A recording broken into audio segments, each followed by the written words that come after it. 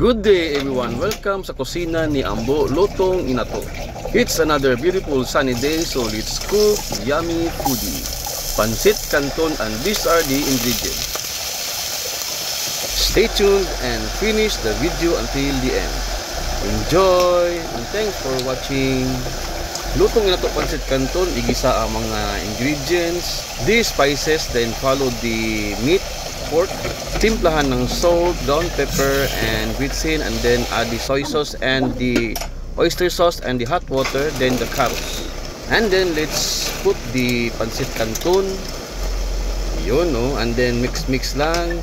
Mix it all together hanggang mahalo lahat ng ingredients. Thumbs up dayon. Then ilagay natin ang ating cabbage.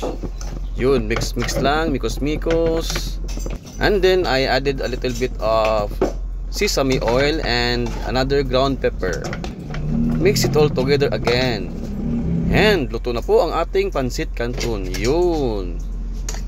So let's try and eat. Uy, kalami sa kaon ni Idol. Yummy. Thanks for watching. Follow for more videos. Bye.